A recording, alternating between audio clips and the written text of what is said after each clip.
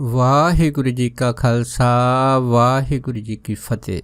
ਗੁਰੂ ਪਿਆਰੀ ਗੁਰੂ ਸਵਾਰੀ ਪਰਮ ਸਤਿਕਾਰਯੋਗ ਸਾਧ ਸੰਗਤ ਜੀਓ, ਜਿਵੇਂ ਕਿ ਗੁਰਬਾਣੀ ਦਾ ਫਰਮਾਨ ਵਾ, ਕਈ ਕੋਟ ਸਿੱਧ ਜਤੀ ਜੋਗੀ, ਕਈ ਕੋਟ ਰਾਜੇ ਰਸ ਭੋਗੀ। ਸੋ ਪਰਮੇਸ਼ਰ ਦੀ ਵਿਸ਼ਾਲ ਰਚਨਾ ਦੇ ਵਿੱਚ ਇਸ ਬ੍ਰਹਿਮੰਡ ਦੇ ਅੰਦਰ ਅਨੇਕਾਂ ਹੀ ਸਿੱਧ ਪੁਰਸ਼ ਹੋਏ ਆ, ਅਨੇਕਾਂ ਹੀ ਜੋਗੀ ਆ, ਅਨੇਕਾਂ ਹੀ ਜਤੀ ਆ ਅਤੇ ਅਨੇਕਾਂ ਹੀ ਵੱਡੇ ਵੱਡੇ ਰਾਜੇ ਚੱਕਰਧਾਰੀ ਜਿਹੜੇ ਭੋਗ ਬਲਾਸਾਂ ਦੇ ਵਿੱਚ ਲੀਨ ਰਹਿੰਦੇ ਆ। ਸੋ ਉਸ ਦੀ ਇਸ ਬਣਾਈ ਹੋਈ ਦੁਨੀਆ ਦਾ ਕੋਈ ਅੰਤ ਨਹੀਂ ਹੈ। ਸੋ ਦਾਸ ਅੱਜ ਇਸੇ ਵਿਸ਼ੇ ਦੇ ਉੱਤੇ ਹਿਮਾਲਾ ਪਰਬਤ ਦੀਆਂ ਬਰਫੀਲੀਆਂ ਪਹਾੜੀਆਂ ਦੇ ਅੰਦਰ ਕਿਵੇਂ ਇਹ ਸਿੱਧ ਪੁਰਸ਼ ਵਿਚਰਦੇ ਆ ਅਤੇ ਉਹਨਾਂ ਦੇ ਜੀਵਨ ਦੇ ਜੋ ਰਹੱਸ ਹੈ, ਇਹਨਾਂ ਦੀ ਇੱਕ ਵਿਚਾਰ ਦਾਸ ਆਪ ਸਾਰੀਆਂ ਸੰਗਤਾਂ ਨਾਲ ਸਾਂਝਾ ਕਰਦਾ ਹੈਗਾ। ਦੇਖੋ, ਇੱਕ ਨਾ ਸਵਾਮੀ ਕ੍ਰਿਸ਼ਨਾਨੰਦ ਜੀ ਆ। ਸਵਾਮੀ ਕ੍ਰਿਸ਼ਨਾਨੰਦ ਜੀ ਨੇ ਆਪਣੇ ਜੀਵਨ ਦੀ ਇੱਕ ਵਿਚਿੱਤਰ ਘਟਨਾ ਦਾ ਜ਼ਿਕਰ ਕੀਤਾ ਹੈ, ਜਿਹਦੇ ਵਿੱਚ ਉਹ ਦੱਸਦੇ ਸੀਗੇ ਕਿ ਇੱਕ ਵਾਰ ਜਦੋਂ ਅਸੀਂ ਇਸ ਹਿਮਾਲਿਆ ਪਰਬਤ ਦੇ ਉੱਤੇ ਯੋਗ ਸਾਧਨਾ ਕਰਨ ਗਏ ਸੀ ਉਹਨਾਂ ਟਾਈਮਾਂ ਦੇ ਵਿੱਚ, ਅਤੇ ਅਸੀਂ ਉੱਥੇ ਕਈਆਂ ਸਿੱਧ ਪੁਰਸ਼ਾਂ ਯੋਗੀਆਂ ਨੂੰ ਮਿਲੇ ਸੀ ਜਿਹੜੇ ਹਿਮਾਲਿਆ ਪਰਬਤ ਦੇ ਅੰਦਰ ਯੋਗ ਤਪੱਸਿਆ ਕਰਦੇ ਆ। ਉਹਦੇ ਵਿੱਚ ਫਿਰ ਸਵਾਮੀ ਪਰਮਾਨੰਦ ਜੀ ਨੇ ਇਹ ਵੀ ਦੱਸਿਆ ਸੀਗਾ ਕਿ ਅਸੀਂ ਇੱਕ ਚੀਜ਼ ਇਸ ਬਰਫੀਲੀਆਂ ਪਹਾੜੀਆਂ ਦੇ ਅੰਦਰ ਇਹ ਦੇਖੀ ਕਿ ਇੱਥੇ ਉਹੀ ਯੋਗੀ ਵਿਚਰ ਸਕਦੇ ਆ ਜਿਨ੍ਹਾਂ ਨੂੰ ਪ੍ਰਾਣਾਯਾਮ ਕਰਨ ਦਾ ਬੜਾ ਅਭਿਆਸ ਹੋਵੇ, ਔਰ ਇਸ ਪ੍ਰਾਣਾਯਾਮ ਦੇ ਨਾਲ ਉਹ ਆਪਣੇ ਸਰੀਰ ਨੂੰ ਗਰਮ ਰੱਖ ਸਕਦੇ ਆ। ਸੋ ਦੂਸਰਾ ਉਹਨੇ ਦੱਸਿਆ ਸੀਗਾ ਕਿ ਇਹਦੇ ਵਿੱਚ ਯੋਗੀਆਂ ਦੀ ਜਿਹੜੀ ਖੇਚਰੀ ਭੂਮਿਕਾ ਦੀ ਕਿਰਿਆ ਹੈਗੀ ਆ, ਉਹਦੇ ਵਿੱਚ ਯੋਗੀ ਨਿਪੰਨ ਹੋਣੇ ਚਾਹੀਦੇ ਆ ਤਾਂ ਜੋ ਉਹ ਇਹਨਾਂ ਬਰਫੀਲੀਆਂ ਪਹਾੜੀਆਂ ਦੇ ਅੰਦਰ ਆਪਣੇ ਸਵਾਸਾਂ ਰੂਪੀ ਕਿਰਿਆ ਦੀ ਸੰਭਾਲ ਕਰ ਸਕਣ। ਸੋ ਉਹਦੇ ਵਿੱਚ ਕ੍ਰਿਸ਼ਨਾਨੰਦ ਜੀ ਹੁਣਾਂ ਨੇ ਇਹ ਦੱਸਿਆ ਸੀਗਾ ਕਿ ਉਹ ਜਦ ਗਏ ਆ ਅਤੇ ਉਹਨਾਂ ਨੇ ਅਨੇਕ ਯੋਗੀਆਂ ਨੂੰ ਜਿਹੜੇ ਕਈ ਗੁਫਾਵਾਂ ਵਿੱਚ ਰਹਿੰਦੇ ਸੀ ਅਤੇ ਕਈ ਛੋਟੀਆਂ ਛੋਟੀਆਂ ਕੁਟੀਆਂ ਬਣਾ ਕੇ ਰਹਿੰਦੇ ਸੀ, ਉਹਨਾਂ ਨੂੰ ਮਿਲੇ ਆ ਅਤੇ ਉਹਨਾਂ ਦੇ ਨਾਲ ਇਹਨਾਂ ਨੇ ਯੋਗ ਚਰਚਾ ਦੇ ਵਿਸ਼ਿਆਂ ਦੇ ਉੱਤੇ ਬੜੇ ਗੰਭੀਰ ਵਿਚਾਰਾਂ ਕੀਤੀਆਂ। ਔਰ ਉਹਦੇ ਵਿੱਚ ਉਹਨਾਂ ਨੇ ਯੋਗੀਆਂ ਦੇ ਰਹੱਸ ਦੱਸੇ ਵੀ ਉੱਥੇ ਰਹਿਣ ਵਾਲੇ ਜਿਹੜੇ ਯੋਗੀ ਉਹ ਕਿਸ ਤਰ੍ਹਾਂ ਰਹਿੰਦੇ ਆ। ਉਹਦੇ ਵਿੱਚ ਉਹਨਾਂ ਨੇ ਇੱਕ ਆਪਣੇ ਜੀਵਨ ਦੀ ਬੜੀ ਵਿਚਿੱਤਰ ਘਟਨਾ ਦਾ ਜ਼ਿਕਰ ਕੀਤਾ ਸੀ। ਉਹਦੇ ਵਿੱਚ ਸ੍ਰੀ ਕ੍ਰਿਸ਼ਨਾਨੰਦ ਜੀ ਨੇ ਇਹ ਦੱਸਿਆ ਸੀਗਾ ਕਿ ਇੱਕ ਵਾਰ ਉਹ ਇੱਕ ਯੋਗੀ ਨੂੰ ਮਿਲੇ ਸੀ। ਉਹ ਜਿਹੜੇ ਯੋਗੀ ਸੀ ਇਸ ਹਿਮਾਲਿਆ ਪਹਾੜ 'ਤੇ ਰਹਿਣ ਵਾਲੇ, ਕਹਿੰਦੇ ਵੀ ਉਹ ਮੇਰੇ ਮਿੱਤਰ ਬਣੇ ਅਤੇ ਸਾਡੀ ਜਿਹੜੀ ਸੀ ਕਾਫੀ ਵਿਚਾਰ ਇਸ ਯੋਗ ਚਰਚਾ ਦੇ ਵਿਸ਼ੇ ਦੇ ਉੱਤੇ ਹੋਈ ਸੀ। ਕਹਿੰਦੇ ਉਹਨਾਂ ਨੇ ਮੈਨੂੰ ਦੱਸਿਆ ਸੀਗਾ ਕਿ ਇੱਥੇ ਹਿਮਾਲਿਆ ਪਰਬਤ ਦੇ ਘਾਟੀਆਂ ਦੇ ਅੰਦਰ ਕਹਿੰਦੇ ਵੀ ਸਾਡੇ ਜਿਹੜੇ ਗੁਰੂ ਹੈਗੇ ਆ ਉਹ ਰਹਿੰਦੇ ਆ, ਪਰ ਉਹ ਸਾਡੇ ਗੁਰੂ ਹੁਣ ਸਰੀਰ ਵਿੱਚ ਨਹੀਂ ਰਹਿੰਦੇ, ਪਰ ਜਦੋਂ ਵੀ ਉਹਨਾਂ ਦੀ ਸਾਲਾਨਾ ਵਰਸੀ ਹੁੰਦੀ ਆ ਅਤੇ ਮੈਂ ਇੱਕ ਹਫ਼ਤਾ ਪਹਿਲਾਂ ਉਹਨਾਂ ਦੇ ਅਸਥਾਨ ਦੇ ਉੱਤੇ ਜਾਂਦਾ ਹਾਂ ਅਤੇ ਉੱਥੇ ਰਹਿੰਦਾ ਹਾਂ। ਉਸ ਤੋਂ ਬਾਅਦ ਜਦ ਇਹ ਵਰਸੀ ਜਿਹੜੀ ਮਨਾਈ ਜਾਂਦੀ ਆ, ਇਹਦੇ ਵਿੱਚ ਉਹਨਾਂ ਦੇ ਜਿਹੜੇ ਗੁਰੂ ਆ ਉਹ ਪ੍ਰਤੱਖ ਹਾਜ਼ਰ ਹੁੰਦੇ ਆ। ਸੋ ਇਸ ਵਰਸੀ ਮਨਾਉਣ ਤੋਂ ਬਾਅਦ ਫਿਰ ਮੈਂ ਜਿਹੜਾ ਹੈ ਉਹ ਆਪਣੇ ਇਸ ਭਾਰਤ ਵਰਸ਼ ਦੇ ਆਪਣੇ ਅਸਥਾਨਾਂ ਦੇ ਉੱਤੇ ਵਾਪਸ ਮੁੜਦਾ ਹੈਗਾ। ਸੋ ਜਦੋਂ ਇਹ ਵਿਚਾਰ ਜਿਹੜੀ ਸੀ ਉਸ ਯੋਗੀ ਨੇ ਸ੍ਰੀ ਕ੍ਰਿਸ਼ਨਾਨੰਦ ਜੀ ਹੁਣਾਂ ਨੇ ਕੀਤੀ ਸੀ, ਤਾਂ ਫਿਰ ਇਹਨਾਂ ਨੇ ਪੁੱਛਿਆ ਸੀਗਾ ਕਿ ਜਿਸ ਅਸਥਾਨ ਦੀ ਤੁਸੀਂ ਗੱਲ ਕਰਦੇ ਆ ਤਾਂ ਉਹਦਾ ਰਸਤਾ ਕਿੱਥੋਂ ਦਾ ਜਾਂਦਾ ਹੈਗਾ। ਫਿਰ ਉਹਨੇ ਦੱਸਿਆ ਸੀਗਾ ਕਿ ਉੱਥੇ ਕੋਈ ਖਾਸ ਰਸਤਾ ਨਹੀਂ ਹੈ, ਕੇਵਲ ਅਤੇ ਕੇਵਲ ਇੱਕ ਪਗਡੰਡੀ ਹੈ। ਤਾਂ ਉਸ ਤੋਂ ਬਾਅਦ ਫਿਰ ਮੈਨੂੰ ਕਹਿੰਦੇ ਉਸ ਸਥਾਨ ਦਾ ਪਤਾ ਹੈ, ਕਿਉਂਕਿ ਮੈਂ ਹਰੇਕ ਸਾਲ ਬਾਅਦ ਜਾਂਦਾ ਹਾਂ, ਪਰ ਐਤਕੀ ਜਿਹੜਾ ਕੁਛ ਕਾਰਨਾਂ ਕਰਕੇ ਲੇਟ ਹੋ ਗਿਆ ਹੈਗਾ ਅਤੇ ਇਸ ਕਰਕੇ ਹੁਣ 4 ਕੁ ਦਿਨ ਬਚੇ ਆ। ਅਤੇ ਉਸ ਤੋਂ ਬਾਅਦ ਉਹਨਾਂ ਦਾ ਜਿਹੜੀ ਸਾਲਾਨਾ ਵਰਸੀ ਹੈਗੀ ਆ ਉਸ ਦੇ ਵਿੱਚ ਹਾਜ਼ਰੀ ਭਰਨ ਵਾਸਤੇ ਹੋਰ ਵੀ ਬਹੁਤ ਸਾਰੇ ਜਿਹੜੇ ਆ ਉੱਥੇ ਦੇ ਰਹੱਸਮਈ ਪੁਰਸ਼ ਉੱਥੇ ਦਰਸ਼ਨ ਦਿੰਦੇ ਆ। ਖੈਰ, ਕਹਿੰਦੇ ਵੀ ਅਸੀਂ ਜਦ ਉਸ ਸਿੱਧ ਪੁਰਸ਼ ਯੋਗੀ ਦੇ ਨਾਲ ਇਸ ਹਿਮਾਲਿਆ ਪਰਬਤ ਦੇ ਪਹਾੜ 'ਤੇ ਤੁਰੇ ਸੀ ਅਤੇ ਜਿਹਦੇ ਵਿੱਚੋਂ ਕਈ ਅਸੀਂ ਜਿਹੜੀਆਂ ਸੀਗੀਆਂ ਨੀਵੀਆਂ ਉੱਚੀਆਂ ਘਾਟੀਆਂ ਨੂੰ ਪਾਰ ਕਰਦੇ ਹੋਏ ਇੱਕ ਐਸੇ ਸਥਾਨ 'ਤੇ ਪਹੁੰਚੇ ਸੀਗੇ ਜਿਸ ਸਥਾਨ ਦੇ ਉੱਤੇ ਜਿਹੜਾ ਸੀ ਉਹ ਜਲ ਵਹਿ ਰਿਹਾ ਸੀਗਾ। ਕਹਿੰਦੇ ਚਲੋ ਵਹਿ ਰਿਹਾ ਸੀ ਤਾਂ ਅਸੀਂ ਕੀ ਦੇਖਿਆ ਕਿ ਇਹ ਜਿਹੜਾ ਇਲਾਕਾ ਸੀਗਾ ਤਕਰੀਬਨ ਸਾਰਾ ਹੀ ਬਰਫ਼ ਦੇ ਨਾਲ ਢਕਿਆ ਹੋਇਆ ਸੀਗਾ। ਅਤੇ ਇੱਕ ਜਗ੍ਹਾ 'ਤੇ ਜਾ ਕੇ ਕਹਿੰਦੇ ਵੀ ਅਸੀਂ ਹੱਥ ਮੂੰਹ ਧੋਤਾ ਅਤੇ ਕਹਿੰਦੇ ਵੀ ਹੱਥ ਮੂੰਹ ਧੋਣ ਤੋਂ ਬਾਅਦ ਉਹ ਜਿਹੜਾ ਯੋਗੀ ਸੀਗਾ ਉਹਨੇ ਮੈਨੂੰ ਕਹਿ ਤਾ ਕਿ ਅਸੀਂ ਬਿਲਕੁਲ ਆਪਣੇ ਸਥਾਨ ਦੇ ਨਜ਼ਦੀਕ ਪਹੁੰਚ ਗਏ ਹਾਂ ਅਤੇ ਤੁਸੀਂ ਕਹਿੰਦੇ ਵੀ ਮੈਂ ਤੁਹਾਨੂੰ ਦੱਸਦਾ ਹੈਗਾ ਕਿ ਤੁਸੀਂ ਉਸ ਸਥਾਨ ਦੇ ਅੰਦਰ ਆਰਾਮ ਕਰੋ ਅਤੇ ਮੈਂ ਕੁਛ ਟਾਈਮ ਬਾਅਦ ਕਹਿੰਦੇ ਮੈਂ ਆਉਂਦਾ ਹੈਗਾ।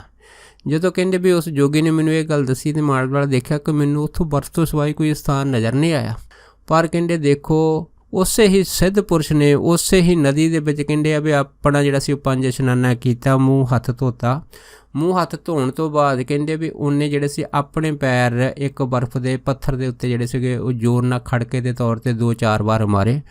ਉਸ ਤੋਂ ਬਾਅਦ ਕਹਿੰਦੇ ਉਸ ਸਿੱਧ ਪੁਰਸ਼ ਨੇ ਜਿਹੜੀ ਸੀ ਆਪਣੇ ਹੱਥਾਂ ਦੇ ਨਾਲ 2-4 ਵਾਰੀ ਤਾੜੀ ਮਾਰੀ।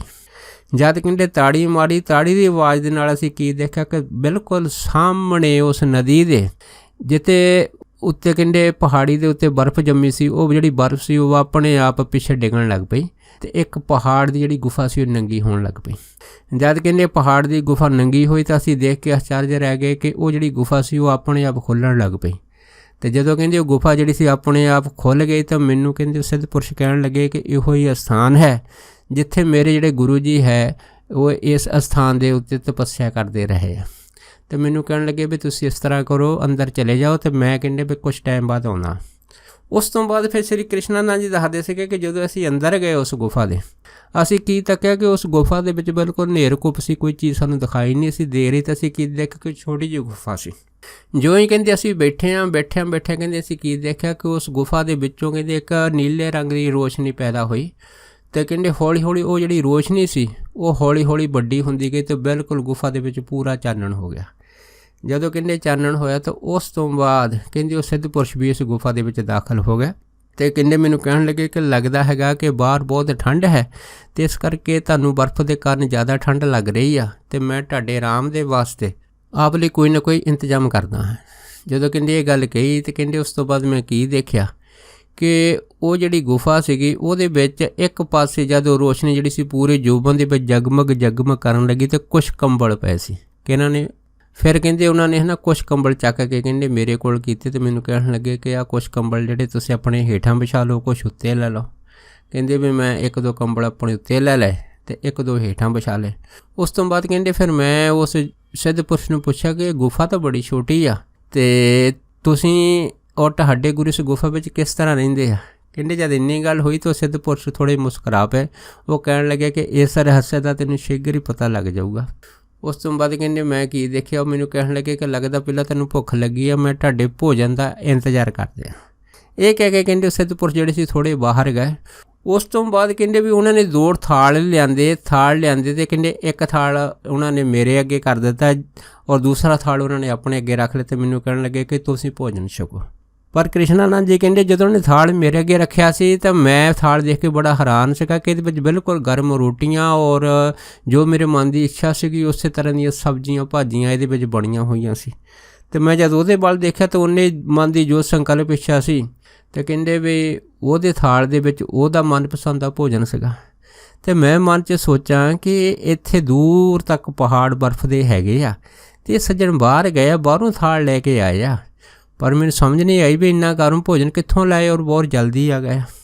ਖੈਰ ਕਹਿੰਦੇ ਮੈਂ ਸੋਚ ਰਿਹਾ ਸੀ, ਮੈਨੂੰ ਕਹਿੰਦੇ ਸੋਚੋ ਨਾ ਤੁਸੀਂ ਭੋਜਨ ਛਕੋ। ਕਹਿੰਦੇ ਜਦੋਂ ਮੈਂ ਭੋਜਨ ਉਹ ਛਕਿਆ ਉਸ ਥਾਲ ਦੇ ਵਿੱਚ ਤਾਂ ਬੜਾ ਸਵਾਦਿਸ਼ਟ ਭੋਜਨ ਸੀਗਾ।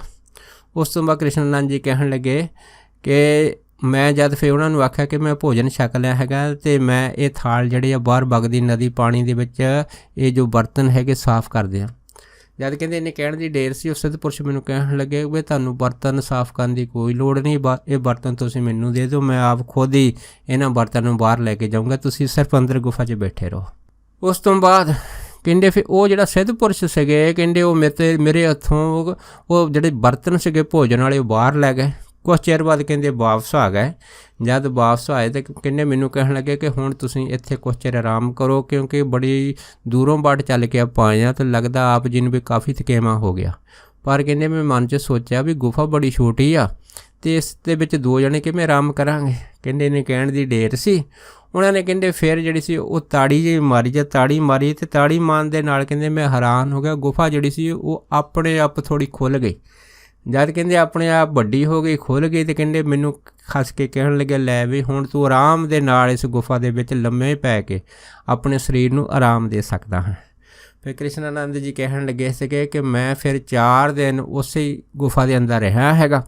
ਜਦ 4 ਦਿਨ ਰਿਹਾ ਹੈ ਤਾਂ 5ਵੇਂ ਦਿਨ ਜਦ ਕਹਿੰਦੇ ਇਹਨਾਂ ਦੀ ਗੁਰੂ ਦੀ ਜਿਹੜੀ ਸਾਲਾਨਾ ਵਰਸੀ ਦਾ ਟਾਈਮ ਆਇਆ ਸੀ ਤਾਂ ਫਿਰ ਕਹਿੰਦੇ ਸਿੱਧ ਪੁਰਸ਼ ਮੈਨੂੰ ਕਹਿਣ ਲੱਗੇ ਕਿ ਅੱਜ ਇਹਨਾਂ ਦਾ ਜਿਹੜੀ ਸਾਲਾਨਾ ਵਰਸੀ ਹੈ, ਇਸ ਕਰਕੇ ਤੁਸੀਂ ਇਸ ਤਰ੍ਹਾਂ ਕਰਨਾ ਹੈਗਾ ਕਿ ਅੱਜ ਬਹੁਤ ਸਾਰੇ ਜਿਹੜੇ ਅਤਿਥੀ ਆ ਕਹਿੰਦੇ ਉਹ ਆਉਣਗੇ ਅਤੇ ਉਹਨਾਂ ਦੇ ਵਾਸਤੇ ਕਹਿੰਦੇ ਤੁਸੀਂ ਬਾਹਰ ਇਸ ਗੁਫਾ ਦੇ ਖੜ੍ਹ ਕੇ ਸਵਾਗਤ ਕਰਨਾ ਹੈਗਾ। ਜਦ ਕਹਿੰਦੇ ਇੰਨੀ ਗੱਲ ਹੋਈ ਤਾਂ ਕਹਿੰਦੇ ਮੈਂ ਉਹਨਾਂ ਨੂੰ ਕਿਹਾ ਵੀ ਇਹ ਜਿਹੜੇ ਅਤਿਥੀ ਬਾਹਰੋਂ ਆਉਣੇ ਆ ਇਹ ਕਿਸ ਜਗ੍ਹਾ ਤੋਂ ਆਉਣਗੇ, ਅਤੇ ਮੈਨੂੰ ਤਾਂ ਇੱਥੇ ਕੋਈ ਬੰਦਾ ਨਜ਼ਰ ਨਹੀਂ ਆਉਂਦਾ, ਸਾਰੇ ਪਾਸੇ ਪਹਾੜ ਜਾਂ ਬਰਫੀ ਬਰਫ ਦੇ ਨਾਲ ਪੂਰਾ ਜਿਹੜਾ ਹਿਮਾਲਿਆ ਢਕਿਆ ਹੋਇਆ ਹੈ। ਉਹ ਕਹਿਣ ਲੱਗੇ ਕਿ ਤੈਨੂੰ ਆਪੇ ਪਤਾ ਲੱਗ ਜਾਊਗਾ, ਬਸ ਤੂੰ ਉਹਨਾਂ ਦਾ ਸਵਾਗਤ ਕਰਨਾ ਹੈਗਾ ਬਾਹਰ ਜਾ ਕੇ। ਕਹਿੰਦੇ ਜਦ ਇੰਨੀ ਗੱਲ ਹੋਈ ਤਾਂ ਫਿਰ ਕਹਿੰਦੇ ਵੀ ਮੈਂ ਮਨ ਦੇ ਵਿੱਚ ਸੋਚਿਆ ਬਈ ਚਲੋ ਅਗਰ ਇਹ ਮਹਾਂਪੁਰਖ ਆਖਦੇ ਆ ਤਾਂ ਮੈਨੂੰ ਸਵਾਗਤ ਕਰਨਾ ਚਾਹੀਦਾ ਹੈ। ਫਿਰ ਕਹਿੰਦੇ ਮੈਂ ਉਹਨੂੰ ਪੁੱਛਿਆ ਕਿ ਮੈਂ ਕਿਸ ਬੋਲੀ ਵਿੱਚ ਸਵਾਗਤ ਕਰਾਂ, ਉਹ ਜਿਹੜੇ ਆਪ ਦੇ ਅਤਿਥੀ ਮਹਿਮਾਨ ਸਾਧੂ ਜਨ ਆਉਣੇ ਆ ਉਹਨਾਂ ਦਾ ਸਵਾਗਤ ਕਿਸ ਤਰ੍ਹਾਂ ਕਰਾਂ। ਜਦ ਕਹਿੰਦੇ ਇਹ ਗੱਲ ਹੋਈ ਤਾਂ ਫਿਰ ਉਸ ਸਿੱਧ-ਪੁਰਸ਼ ਨੇ ਮੈਨੂੰ ਕਹਿੰਦੇ ਵੀ ਉਹ ਇੱਕ ਬੋਲੀ ਦੇ ਵਿੱਚ ਇਹ ਦੱਸਿਆ ਕਿ ਤੁਸੀਂ ਆਹ ਸ਼ਬਦ ਬੋਲਣਾ ਹੈਗਾ, ਅਤੇ ਇਹਦੇ ਬੋਲਣ ਦੇ ਨਾਲ ਉਹ ਸਮਝਣਗੇ ਕਿ ਆਪ ਦਾ ਅਸੀਂ ਸਵਾਗਤ ਕਰ ਰਹੇ ਹਾਂ। ਕਹਿੰਦੇ ਵੀ ਉਹ ਜਿਹੜਾ ਸ਼ਬਦ ਸੀਗਾ ਉਹਨਾਂ ਦੇ ਕਹਿਣ ਦੇ ਨਾਲ ਹੀ ਮੈਨੂੰ ਕੰਠ ਹੋ ਗਿਆ। ਉਸ ਤੋਂ ਬਾਅਦ ਕਹਿੰਦੇ ਮੈਂ ਕੀ ਦੇਖਿਆ, ਕੁਛ ਚਿਰ ਬਾਅਦ ਕੀ ਦੇਖਿਆ ਕਿ ਇੱਕ ਵਾਕਿਆ ਹੀ ਇੱਕ ਦੋ ਜਿਹੜੇ ਸਿੱਧ ਪੁਰਸ਼ ਸੀ ਮੈਨੂੰ ਉਹਨਾਂ ਬਰਫ਼ ਦੀਆਂ ਪਹਾੜੀਆਂ ਤੋਂ ਹੇਠਾਂ ਉਤਰਦੇ ਮੈਂ ਦੇਖੇ। ਜਦ ਕਹਿੰਦੇ ਦੇਖੇ ਤਾਂ ਮੈਂ ਹੈਰਾਨ ਹੋਇਆ ਕਿ ਵਾਕਿਆ ਹੀ ਵੀ ਇਹ ਜਿਹੜੇ ਸਿੱਧ ਪੁਰਸ਼ ਹੈ ਇੱਕ ਦੋ ਇਹ ਇਸੇ ਹੀ ਗੁਫਾ ਵੱਲ ਆ ਰਹੇ ਆ। ਉਸ ਤੋਂ ਬਾਅਦ ਕਹਿੰਦੇ ਵੀ ਮੈਂ ਬੜੀ ਸਾਵਧਾਨੀ ਦੇ ਨਾਲ ਉਹ ਗੁਫਾ ਦੇ ਦਰਵਾਜ਼ੇ ਦੇ ਅੱਗੇ ਖੜ੍ਹ ਗਿਆ। ਜਦ ਕਹਿੰਦੇ ਗੁਫਾ ਦੇ ਦਰਵਾਜ਼ੇ ਦੇ ਅੱਗੇ ਖੜ੍ਹਾ ਹੋਇਆ ਤਾਂ ਮੈਂ ਕੀ ਦੇਖਿਆ ਕਿ ਹੋਰ ਵੀ ਕਈਆਂ ਪਾਸਿਆਂ ਤੋਂ ਇਹ ਜਿਹੜੇ ਸਿੱਧ ਪੁਰਸ਼ ਆਉਣੇ ਸ਼ੁਰੂ ਹੋ ਗਏ, ਅਤੇ ਤਕਰੀਬਨ 100 ਤੋਂ ਜ਼ਿਆਦਾ ਕਹਿੰਦੇ ਜਿਹੜੇ ਸਿੱਧ ਪੁਰਸ਼ ਸੀਗੇ ਇੱਕੋ ਹੀ ਵਰਦੀ ਦੇ ਵਿੱਚ ਕਹਿੰਦੇ ਵੀ ਇਸ ਗੁਫਾ ਵੱਲ ਆਉਣ ਲੱਗ ਪਏ, ਔਰ ਬੜੀ ਲੰਬੀ ਲਾਈਨ ਸੀ ਉਹਨਾਂ ਦੀ। ਕਹਿੰਦੇ ਮੈਂ ਹੈਰਾਨ ਹੋ ਗਿਆ। ਉਸ ਤੋਂ ਬਾਅਦ ਕਹਿੰਦੇ ਕੀ ਹੋਇਆ, ਜਦੋਂ ਕਹਿੰਦੇ ਸਿੱਧ ਪੁਰਸ਼ ਆਏ ਮੈਂ ਹੱਥ ਜੋੜ ਕੇ ਉਹਨਾਂ ਦਾ ਸਵਾਗਤ ਕੀਤਾ, ਉਹਨਾਂ ਨੂੰ ਨਮਸਕਾਰ ਕੀਤੀ, ਅਤੇ ਕਹਿੰਦੇ ਮੇਰੇ ਮਨ ਦੇ ਵਿੱਚ ਵਿਚਾਰ ਆਈ ਵੀ ਇਹ 100 ਆਦਮੀ ਆ, ਗੁਫਾ ਛੋਟੀ ਹੈ, ਬੈਠਣਗੇ ਕਿਵੇਂ। ਪਰ ਕਹਿੰਦੇ ਹੈਰਾਨੀ ਦੀ ਹੱਦ ਉਦੋਂ ਕਹਿੰਦੇ ਨਾ ਰਹੀ ਜਦੋਂ ਕਹਿੰਦੇ ਵੀ ਉਹ ਜਿਉਂ ਸਿੱਧ ਪੁਰਸ਼ ਗੁਫਾ ਵਿੱਚ ਬੈਠਦੇ ਗਏ ਤਿਉਂ ਉਹ ਗੁਫਾ ਜਿਹੜੀ ਸੀ ਆਪਣੇ ਆਪ ਪਿੱਛੇ ਹੁੰਦੀ ਗਈ ਅਤੇ ਉਹ ਹੋਰ ਕਹਿੰਦੇ ਖੁੱਲ੍ਹੀ ਹੋਈ ਗਈ। ਅਤੇ ਕਹਿੰਦੇ ਕਰਦਿਆਂ ਸਾਰੇ ਜਿਹੜੇ ਸਿੱਧ ਪੁਰਸ਼ ਪੂਰੀ ਲਾਈਨਾਂ ਬਣਾ ਕੇ ਕਹਿੰਦੇ ਬੈਠ ਗਏ। ਜਦ ਕਹਿੰਦੇ ਬੈਠੇ ਆ, ਪਰ ਮੈਂ ਹੈਰਾਨ ਸੀਗਾ ਕਿ ਉਹਨਾਂ ਨੇ ਜੋ ਮੈਂ ਉਹਨਾਂ ਦੇ ਅੱਖਰ ਸਵਾਗਤ ਵਾਸਤੇ ਬੋਲੇ ਸੀ ਅਤੇ ਕਹਿੰਦੇ ਉਹਨਾਂ ਨੇ ਆਪਣੇ ਮੂੰਹੋਂ ਕੋਈ ਲਫ਼ਜ਼ ਨਹੀਂ ਸੀ ਬੋਲਿਆ, ਕੇਵਲ ਹੱਥ ਜੋੜ ਕੇ ਮੈਨੂੰ ਨਮਸਕਾਰ ਕੀਤੀ ਸੀ। ਜਦੋਂ ਕਹਿੰਦੇ ਉਹ ਸਿੱਧ ਪੁਰਸ਼ ਪੂਰੀ ਤਰ੍ਹਾਂ ਕਹਿੰਦੇ ਸੱਜ ਕੇ ਬੈਠ ਗਏ, ਔਰ ਕਹਿੰਦੇ ਮੈਂ ਹੈਰਾਨ ਸੀਗੀ ਕਿ ਜਿਹੜੀ ਰੋਸ਼ਨੀ 3-4 ਦਿਨਾਂ ਤੋਂ ਨੀਲੀ ਉਸ ਗੁਫਾ ਦੇ ਵਿੱਚ ਜਗ ਰਹੀ ਸੀ, ਜਿਹਦੇ ਨਾਲ ਪੂਰਾ ਜਿਹੜੀ ਗੁਫਾ ਸੀਗੀ ਉਹਦੇ ਵਿੱਚ ਚਾਨਣ ਹੋ ਰਿਹਾ ਸੀ, ਉਸੇ ਨੀਲੀ ਰੋਸ਼ਨੀ ਦੇ ਅੰਦਰੋਂ ਕਹਿੰਦੇ ਫਿਰ ਇੱਕ ਲਾਲ ਰੋਸ਼ਨੀ ਪ੍ਰਗਟ ਹੋਈ। ਹੌਲੀ ਹੌਲੀ ਮੈਂ ਕੀ ਦੇਖਿਆ ਕਿ ਉਹ ਜਿਹੜੀ ਰੋਸ਼ਨੀ ਸੀਗੀ ਉਹ ਇੱਕ ਦਿਵਯ ਪ੍ਰਕਾਸ਼ ਦੇ ਰੂਪ ਦੇ ਵਿੱਚ ਬਦਲ ਗਈ, ਅਤੇ ਇਹਨਾਂ ਦੇ ਜਿਹੜੇ ਗੁਰਦੇਵ ਸੀ ਜਿਨ੍ਹਾਂ ਦੀ ਸਾਲਾਨਾ ਵਰਸੀ ਸੀਗੀ ਉਹ ਪ੍ਰਕਾਸ਼ ਰੂਪ ਜੋਤ ਹੋ ਕੇ ਕਹਿੰਦੇ ਵੀ ਪ੍ਰਤੱਖ ਜਿਹੜੇ ਸੀਗੇ ਉਹਦੇ ਵਿੱਚ ਪ੍ਰਗਟ ਹੋ ਗਏ। ਜਦ ਕਹਿੰਦੇ ਪ੍ਰਗਟ ਹੋ ਗਏ ਤਾਂ ਉਹਨਾਂ ਨੇ ਕਹਿੰਦੇ ਫਿਰ ਆਪਣੇ ਹੀ ਅੰਦਾਜ਼ ਦੇ ਵਿੱਚ ਕਹਿੰਦੇ ਵੀ ਜਿੰਨੇ ਸਿੱਧ ਪੁਰਸ਼ ਸੀਗੇ ਸਾਰਿਆਂ ਦਾ ਅਭਿਨੰਦਨ ਕੀਤਾ, ਸਭ ਦਾ ਸਵਾਗਤ ਕੀਤਾ। ਕਹਿੰਦੇ ਜਦ ਸਭ ਦਾ ਸਵਾਗਤ ਕੀਤਾ ਤਾਂ ਕਹਿੰਦੇ ਉਹਨਾਂ ਜੋਗੀਆਂ ਨੇ ਵੀ ਕਹਿੰਦੇ ਵੀ ਸਭ ਦਾ ਸਵਾਗਤ ਕੀਤਾ। ਜਦ ਸਵਾਗਤ ਕੀਤਾ ਉਸ ਤੋਂ ਬਾਅਦ ਕਹਿੰਦੇ ਫਿਰ ਉਹਨਾਂ ਸੇ ਹੀ ਮਹਾਤਮਾ ਦਿਵਯ ਰੂਪ ਜੋਤੀ ਨੇ ਕਹਿੰਦੇ ਵੀ ਇਹ ਸਾਰੇ ਮਹਾਤਮਾ ਵਿੱਚ ਇਹ ਆਖਿਆ ਕਿ ਬਾਕੀ ਤਾਂ ਜਿਹੜੇ ਮਹਾਤਮਾ ਉਹ ਸਾਲਾਨਾ ਇੱਥੇ ਇਸੇ ਹੀ ਦਿਨ ਦੇ ਉੱਤੇ ਇੱਥੇ ਆਉਂਦੇ ਆ ਅਤੇ ਆਪਣੀ ਹਾਜ਼ਰੀ ਲਵਾਉਂਦੇ ਆ, ਪਰ ਇੱਥੇ ਇੱਕ ਬੈਰਾਗੀ ਸਾਧੂ ਕ੍ਰਿਸ਼ਨਾਨੰਦ ਜੀ ਪਹਿਲੀ ਵਾਰ ਆ ਰਹੇ ਆ ਅਤੇ ਇਹਨਾਂ ਦਾ ਵੀ ਸਵਾਗਤ ਹੈਗਾ। ਕਹਿੰਦੇ ਵੀ ਜਿਹੜੇ ਹੁਣ ਉਸੇ ਮਹਾਤਮਾ ਨੇ ਸਾਨੂੰ ਵੀ ਕਹਿੰਦੇ ਇਸ ਤਰ੍ਹਾਂ ਬੋਲਿਆ ਸੀਗਾ, ਅਤੇ ਫਿਰ ਕ੍ਰਿਸ਼ਨਾਨੰਦ ਜੀ ਕਹਿਣ ਲੱਗੇ ਵੀ ਸਾਡਾ ਵੀ ਹਿਰਦਾ ਦਰਬ ਗਿਆ ਸੀ, ਅਸੀਂ ਬੜੇ ਪ੍ਰੇਮ ਦੇ ਵਿੱਚ ਹੱਥ ਜੋੜ ਕੇ ਨਮਸਕਾਰ ਕੀਤੀ। ਉਸ ਤੋਂ ਬਾਅਦ ਕਹਿੰਦੇ ਉਸੇ ਹੀ ਦਿਵ ਗੁਰੂ ਆਤਮ ਰੂਪ ਜੋਤੀ ਨੇ ਕਹਿੰਦੇ ਵੀ ਆਖਿਆ ਕਿ ਵੀ ਇਹ ਧਰਮ ਚਾਹੇ ਕੋਈ ਵੀ ਹੋਵੇ ਪਰ ਸਭ ਦਾ ਮਾਲਕ ਪਰਮਾਤਮਾ ਇੱਕੋ ਹੀ ਆ, ਇਸ ਕਰਕੇ ਤੁਸੀਂ ਵੱਡੇ ਭਾਗਾਂ ਵਾਲੇ ਆ ਕਿ ਜਿਹੜੇ ਇਸ ਅਸਥਾਨ ਦੇ ਉੱਤੇ ਇਸ ਟਾਈਮ ਪਹੁੰਚੇ ਆ, ਅਤੇ ਆਪ ਜੀ ਦਾ ਵੀ ਜਿਹੜਾ ਹੈ ਉਹ ਦਿਲੋਂ ਸਵਾਗਤ ਹੈਗਾ। ਉਸ ਤੋਂ ਬਾਅਦ ਕਹਿੰਦੇ ਵੀ ਜਿਹੜੇ ਸਿੱਧ ਪੁਰਸ਼ ਸੀਗੇ ਉਹਨਾਂ ਦੇ ਮੈਨੂੰ ਕਹਿਣ ਲੱਗੇ ਕਿ ਜਿੰਨੇ ਵੀ ਇਹ ਸਿੱਧ ਪੁਰਸ਼ ਇਸ ਜਗ੍ਹਾ 'ਤੇ ਆਏ ਹੋ ਇਹਨਾਂ ਸਾਰਿਆਂ ਨੂੰ ਆਪਾਂ ਭੋਜਨ ਦੇਣਾ ਹੈਗਾ। ਕਹਿੰਦੇ ਉਸ ਤੋਂ ਬਾਅਦ ਕਹਿੰਦੇ ਉਹਨਾਂ ਨੇ ਮੇਰੀ ਸੇਵਾ ਲਾਤੀ ਕਿ ਮੈਂ ਭੋਜਨ ਦਿੰਦਾ, ਤੁਸੀਂ ਇੱਕ ਜਿਹੜਾ ਭੋਜਨ ਹੈਗਾ ਇਹ ਪੱਤਲ ਦੇ ਵਿੱਚ ਪਰੋਸਿਆ ਹੋਇਆ ਥਾਲ ਕਹਿੰਦੇ ਇਹਨਾਂ ਨੂੰ ਦੇ ਦੇਣਾ ਹੈਗਾ। ਉਸ ਤੋਂ ਬਾਅਦ ਫਿਰ ਕ੍ਰਿਸ਼ਨਾਨੰਦ ਜੀ ਕਹਿੰਦੇ ਵੀ ਮੈਂ ਕੀ ਦੇਖਿਆ ਕਿ ਉਸੇ ਹੀ ਗੁਫਾ ਦੇ ਅੰਦਰੋਂ ਇੱਕ ਕਹਿੰਦੇ ਵੀ ਛੋਟਾ ਜਿਹਾ ਜਿਹੜਾ ਪੱਥਰ ਸੀਗਾ ਉਹਨਾਂ ਨੇ ਚੱਕਿਆ, ਅਤੇ ਜਦ ਕੀ ਦੇਖਿਆ ਉਸੇ ਹੀ ਪੱਥਰ ਦੇ ਕਹਿੰਦੇ ਛੋਟੇ ਜਿਹੇ ਟੋਏ ਦੇ ਵਿੱਚੋਂ ਕਹਿੰਦੇ ਵੀ ਉਹ ਜਿਹੜੇ ਸੀਗੇ ਬੜੇ 36 ਪ੍ਰਕਾਰ ਦੇ ਭੋਜਨ ਦੇ ਪਦਾਰਥ ਉਹ ਸਿੱਧ ਪੁਰਸ਼ ਕੱਢ ਰਹੇ ਸੀ ਅਤੇ ਮੇਰੇ ਹੱਥ 'ਚ ਫੜਾ ਰਹੇ ਸੀ। ਤੇ ਮੈਂ ਸਾਰੇ ਜਿਹੜੇ ਸਿੱਧ ਪੁਰਸ਼ ਜੋਗੀ ਲਾਈਨਾਂ 'ਚ ਬੈਠੇ ਸੀਗੇ ਕਹਿੰਦੇ ਮੈਂ ਸਾਰਿਆਂ ਨੂੰ ਦੇ ਰਿਹਾ ਸੀਗਾ। ਇਸ ਤਰ੍ਹਾਂ ਕਹਿੰਦੇ ਮੈਂ ਹੈਰਾਨ ਸੀਗਾ ਵੀ ਇਹ ਪਦਾਰਥ ਆਉਂਦੇ ਕਿੱਥੋਂ ਆ। ਪਰ ਮੈਨੂੰ ਸਮਝ ਲੱਗੀ ਕਿ ਜਦੋਂ ਮੈਂ ਆਇਆ ਸੀਗਾ ਇਹਨਾਂ ਨੇ ਇਹ ਥਾਲ ਬਾਹਰੋਂ ਲਿਆਂਦੇ ਸੀ, ਬਾਹਰ ਕੋਈ ਦੂਰ ਦਰਾਡੇ ਤੱਕ ਹੋਟਲ ਨਹੀਂ ਸੀ, ਲੇਕਿਨ ਇਹ ਸਾਰਾ ਕੁਝ ਸਿੱਧ ਪੁਰਖਾਂ ਦੇ ਸੰਕਲਪ ਦੇ ਨਾਲ ਹੀ ਇਹ ਚੀਜ਼ ਪ੍ਰਗਟ ਹੋ ਜਾਂਦੀ ਆ। ਉਸ ਤੋਂ ਬਾਅਦ ਕਹਿੰਦੇ ਵੀ ਜਿਹੜੇ ਸਾਰੇ ਸਿੱਧ ਪੁਰਸ਼ ਸੀਗੇ ਕਹਿੰਦੇ ਉਹਨਾਂ ਨੇ ਉਹ ਸਾਰੇ ਜਿਹੜਾ ਪ੍ਰੇਮ ਭੋਜਨ ਅੰਮ੍ਰਿਤਮਈ ਸੀਗਾ ਉਹ ਪ੍ਰਵਾਨ ਕੀਤਾ। ਕਹਿੰਦੇ ਪ੍ਰਵਾਨ ਕਰਨ ਤੋਂ ਬਾਅਦ ਫਿਰ ਕਹਿੰਦੇ ਉਹਨਾਂ ਨੇ ਆਗਿਆ ਲਈ, ਆਗਿਆ ਲੈ ਕੇ ਬਿਨਾਂ ਕਿਸੇ ਗੱਲਬਾਤ ਕੀਤੇ ਕਹਿੰਦੇ ਉਹ ਸਾਰੇ ਜਿਹੜੇ ਸਿੱਧ ਪੁਰਸ਼ ਸੀਗੇ ਉੱਥੋਂ ਉੱਠੇ ਅਤੇ ਆਹਿਸਤਾ ਆਹਿਸਤਾ ਉਸ ਗੁਫਾ ਤੋਂ ਬਾਹਰ ਹੋਣ ਲੱਗ ਪਏ। ਫਿਰ ਜਿਹਨੇ ਜਦੋਂ ਬਾਹਰ ਜਾਣ ਲੱਗੇ ਤਾਂ ਫਿਰ ਕ੍ਰਿਸ਼ਨਾਨੰਦ ਜੀ ਕਹਿਣ ਲੱਗੇ ਕਿ ਮੇਰੇ ਮਨ 'ਚ ਫੁਰਨਾ ਬਣਿਆ ਕਿ ਮੈਂ ਦੇਖਾਂ ਤਾਂ ਸਹੀ ਵੀ ਇਹ ਕਿੱਥੇ ਜਾਂਦੇ ਆ। ਪਰ ਜਿਉਂ ਹੀ ਕਹਿੰਦੇ ਉਹ ਬਾਹਰ ਜਿਹੜੇ ਸੀਗੇ ਗੁਫਾ ਤੋਂ ਨਿਕਲੇ, ਉਸ ਤੋਂ ਬਾਅਦ ਕਹਿੰਦੇ ਉਹ ਜਿਹੜੇ ਸਾਰੇ ਸਿੱਧ ਪੁਰਸ਼ ਸੀਗੇ ਕਹਿੰਦੇ ਵੀ ਉਸ ਤੋਂ ਬਾਅਦ ਉਹ ਅੰਤਰਧਾਨ ਹੋ ਗਏ। ਜਦ ਕਹਿੰਦੇ ਵੀ ਉਹ ਸ਼ੋਭਲੇ ਹੀ ਸਾਰੇ ਉਸ ਅਸਥਾਨ ਦੇ ਵਿੱਚੋਂ ਅੰਤਰ ਧਿਆਨ ਹੋਏ। ਫਿਰ ਕਹਿੰਦੇ ਮੈਂ ਉਸ ਸਿੱਧ ਪੁਰਸ਼ ਨੂੰ ਪੁੱਛਿਆ ਵੀ ਜਿਹੜੇ ਸਾਰੇ ਜੋਗੀ ਆ ਇਹ ਕਿੱਧਰ ਚਲੇ ਗਏ? ਪਹਿਲਾਂ ਤਾਂ ਦੂਰੋਂ ਪਹਾੜੀਆਂ ਤੋਂ ਆਉਂਦੇ ਨਜ਼ਰ ਆਏ, ਪਰ ਹੁਣ ਨਜ਼ਰ ਨਹੀਂ ਆਏ, ਬਾਹਰ ਨਿਕਲਦੀ ਪਤਾ ਨਹੀਂ ਕਿੱਥੇ ਛਪਨ ਹੋ ਗਿਆ। ਫਿਰ ਕਹਿੰਦੇ ਉਹ ਸਿੱਧ ਪੁਰਸ਼ ਮੈਨੂੰ ਕਹਿਣ ਲੱਗੇ ਕਿ ਦਰਅਸਲ ਗੱਲ ਇਹ ਆ ਕਿ ਇਹ ਬੜੇ ਮਹਾਨ ਯੋਗੀ ਆ ਜਿਹੜੇ ਬਹੁਤ ਸਾਲਾਂ ਤੋਂ ਇਸ ਹਿਮਾਲਿਆ ਦੇ ਅੰਦਰ ਯੋਗ ਤਪੱਸਿਆ ਕਰ ਰਹੇ ਆ, ਔਰ ਸਾਲਾਨਾ ਇਹ ਇਕੱਠੇ ਹੋ ਕੇ ਮਨੁੱਖਾ ਜਨਮ ਧਾਰਨ ਕਰਕੇ ਮੇਰੇ ਕਹਿੰਦੇ ਗੁਰੂ ਦੇ ਇਸ ਸਾਲਾਨਾ ਸਮਾਗਮ ਦੇ ਵਿੱਚ ਆਪਣੀ ਹਾਜ਼ਰੀ ਦੀ ਸ਼ਿਕਤ ਭਰਦੇ ਆ। ਸੋ ਇਸ ਕਰਕੇ ਇਹ ਸਿੱਧ ਪੁਰਸ਼ ਆਪਣੇ ਮਨ ਦੇ ਫੁਰਨੇ ਦੇ ਅਨੁਸਾਰ ਕਿਤੇ ਵੀ ਆ ਜਾ ਸਕਦੇ ਆ। ਇਹਨਾਂ ਦੇ ਪਾਸ ਅਨੇਕ ਤਰ੍ਹਾਂ ਦੀਆਂ ਸ਼ਕਤੀਆਂ ਹੈਗੀਆਂ। ਸੋ ਇਹ ਕਿਸੇ ਦੇ ਨਾਲ ਗੱਲਬਾਤ ਨਹੀਂ ਕਰਦੇ, ਬਸ ਕੇਵਲ ਅਤੇ ਕੇਵਲ ਹਰੇਕ ਦੀ ਗੱਲ ਨੂੰ ਸਮਝਦੇ ਹੋਏ ਹਮੇਸ਼ਾ ਨਾਮ ਭਜਨ ਸਿਮਰਨ ਦੇ ਵਿੱਚ ਹੀ ਮਸਤ ਰਹਿੰਦੇ ਆ। ਸੋ ਇਹ ਇੱਕ ਅਲੱਗ ਤਰ੍ਹਾਂ ਦੀ ਦੁਨੀਆ ਲੌਕਿਕ ਹੈਗੀ ਆ। ਜਦੋਂ ਕਹਿੰਦੇ ਵੀ ਉਹ ਸਿੱਧ ਪੁਰਸ਼ ਨੇ ਮੈਨੂੰ ਇਹ ਸਾਰਾ ਕੁਝ ਦੱਸਿਆ ਤਾਂ ਫਿਰ ਕਹਿੰਦੇ ਵੀ ਮੈਂ ਜਿਹੜਾ ਸੀਗਾ ਉਹਨਾਂ ਦੀ ਗੱਲ ਸੁਣ ਕੇ ਚੁੱਪ ਕਰ ਰਿਹਾ। ਪਰ ਕ੍ਰਿਸ਼ਨਾਨੰਦ ਜੀ ਕਹਿੰਦੇ ਕਿ ਮੈਂ ਵੀ ਆਪਣੇ ਧੰਨ ਭਾਗ ਸਮਝਿਆ ਸੀਗਾ ਕਿ ਮੈਂ ਅੱਜ ਸਿੱਧ ਪੁਰਸ਼ਾਂ ਦੀ ਦੁਨੀਆ ਦੇ ਅੰਦਰ ਹਿਮਾਲਿਆ ਦੇ ਵਿੱਚ ਜਿਹੜੇ ਬੜੇ ਬੜੇ ਯੋਗੀ ਰਹਿੰਦੇ ਆ ਅਤੇ ਅੱਜ ਮੈਨੂੰ ਉਹਨਾਂ ਦੇ ਦਰਸ਼ਨ ਕਰਨ ਦਾ ਜੋ ਨਸੀਬ ਸੀਗਾ, ਜੋ ਪਰਮੇਸ਼ਰ ਦੀ ਕਿਰਪਾ ਦੇ ਨਾਲ ਪ੍ਰਾਪਤ ਹੋਇਆ, ਅਤੇ ਮੈਂ ਆਪਣੇ ਆਪ ਨੂੰ ਵੱਡੇ ਭਾਗਾਂ ਵਾਲਾ ਸਮਝਦਾ ਸੀ। ਉਸ ਤੋਂ ਬਾਅਦ ਕਹਿੰਦੇ ਵੀ ਇਹ ਜਦ ਸਾਲਾਨਾ ਵਰਸੀ ਉਹਨਾਂ ਦੇ ਗੁਰੂ ਦੀ ਪੂਰੀ ਜਿਹੜੀ ਸੀ ਉਹ ਸੰਪੰਨ ਹੋਈ ਆ। ਉਸ ਤੋਂ ਬਾਅਦ ਕਹਿੰਦੇ ਫਿਰ ਮੈਂ ਸਿੱਧ ਪੁਰਸ਼ ਦੇ ਨਾਲ ਉਸ ਗੁਫਾ 'ਚੋਂ ਬਾਹਰ ਨਿਕਲਿਆ। ਉਸ ਤੋਂ ਬਾਅਦ ਕਹਿੰਦੇ ਫਿਰ ਹੀ ਉਹ ਸਿੱਧ ਪੁਰਸ਼ ਨੇ ਜਿਹੜੀ ਸੀ ਹੱਥਾਂ ਨਾਲ ਤਾੜੀ ਮਾਰੀ ਹੈ, ਅਤੇ ਤਾੜੀ ਮਾਰੀ ਅਤੇ ਮੈਂ ਕੀ ਦੇਖਿਆ, ਉਹ ਗੁਫਾ ਫਿਰ ਆਪਣੇ ਆਪ ਬੰਦ ਹੋ ਗਈ। ਬੰਦ ਹੋਣ ਦੇ ਨਾਲ ਉਹਦੇ ਉੱਤੇ ਫਿਰ ਜਿਹੜੀ ਸੀ ਉਹ ਬਰਫ਼ ਉਹ ਡਿੱਗਣ ਲੱਗ ਪਈ, ਅਤੇ ਉਹ ਗੁਫਾ ਜਿਹੜੀ ਸੀ ਬਰਫ਼ ਦੇ ਨਾਲ ਫਿਰ ਉਹ ਪਹਿਲੇ ਦੀ ਤਰ੍ਹਾਂ ਹੀ ਦਿਖਾਈ ਦੇਣ ਲੱਗ ਪਈ। ਇਸ ਤੋਂ ਬਾਅਦ ਫਿਰ ਕ੍ਰਿਸ਼ਨਾਨੰਦ ਜੀ ਇਹ ਦੱਸਦੇ ਸੀਗੇ ਕਿ ਉਹ ਜਿਹੜੇ ਸਿੱਧ ਪੁਰਖ ਸੀਗੇ ਫਿਰ ਇੱਕ ਮੱਠ ਦੇ ਵਿੱਚ ਆਏ ਸੀ, ਅਤੇ ਉਸ ਮੱਠ ਦੇ ਵਿੱਚ ਆ ਕੇ ਕਹਿੰਦੇ ਵੀ ਉਹਨਾਂ ਨੇ ਫਿਰ ਮੇਰੇ ਨਾਲ ਗੱਲਬਾਤ ਕੀਤੀ ਸੀ ਕਿ ਦਰਅਸਲ ਮੈਂ ਸਾਲ ਦੇ ਵਿੱਚ ਹਫ਼ਤਾ ਇੱਕ ਪਹਿਲਾਂ ਜਾਂਦਾ ਹੈਗਾ ਆਪਣੇ ਜਿੱਥੇ ਗੁਰੂ ਜੀ ਨੇ ਮੈਨੂੰ ਦੀਕਸ਼ਾ ਦਿੱਤੀ ਸੀ, ਅਤੇ ਮੈਂ ਉਹਨਾਂ ਦੇ ਅਸਥਾਨ 'ਤੇ ਜਾ ਕੇ ਆਪਣੀ ਹਾਜ਼ਰੀ ਭਰਦਾ ਹੈ। ਅਤੇ ਜਦ ਮੈਂ ਹਾਜ਼ਰੀ ਭਰਦਾ ਇਸ ਦੇ ਨਾਲ ਹੀ ਹੋਰ ਵੀ ਕਈ ਅਨੇਕ ਸਿੱਧ ਜਤੀ ਯੋਗੀ ਪੁਰਸ਼ ਜੋ ਹਿਮਾਲਿਆ ਪਹਾੜ ਦੇ ਵਿੱਚ ਰਹਿ ਕੇ ਬਹੁਤ ਸਾਲਾਂ ਤੋਂ ਇੱਥੇ ਬੰਦਗੀ ਤਪੱਸਿਆ ਕਰਦੇ ਆ, ਅਤੇ ਉਹ ਵੀ ਜਿਹੜੀਆਂ ਆਪਣੀਆਂ ਹਾਜ਼ਰੀਆਂ ਲਵਾ ਕੇ ਮੇਰੇ ਗੁਰਦੇਵ ਦੀਆਂ ਖੁਸ਼ੀਆਂ ਪ੍ਰਾਪਤ ਕਰਦੇ ਆ।